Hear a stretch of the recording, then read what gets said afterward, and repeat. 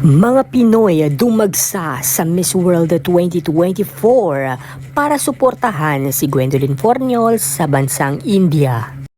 Macaulay the PH, your pageant lover channel. Mag-subscribe ka na!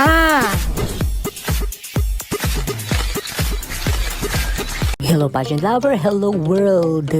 Miss World 2024 is about to begin. Kanya-kanyang ingayan at kanya-kanyang cheer ang mga supporters sa kani-kanilang bansa na kung saan ay dagsaan sila ngayon sa venue ng Miss World 2024 na gaganapin sa bansang India. Todo cheer nga ang mga supporters sa kani-kanilang pambato sa Miss World 2024 at di nga papatalo dito ang mga supporters ng pambato ng Pilipinas na si Gwendolyn Forniol na kung saan ay dagsaan din ang mga kababayan nating Pilipino na dumalupa sa bansang India para suportahan si Gwendolyn Forniol sa laban sa finale ngayon ng Miss World 2024. Di lamang isang Filipina ang ating mapapanood sa entablado ng Miss World dahil nandoon din ngayon si Miss World 2013 Megan Yang na kung saan ay isa sa magiging host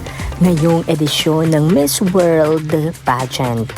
Kaya naman ating pakatutukan, ating suportahan ang pambato ng Pilipinas na si Gwendolyn Forniol upang may uwi nitong muli ang corona para sa Pilipinas.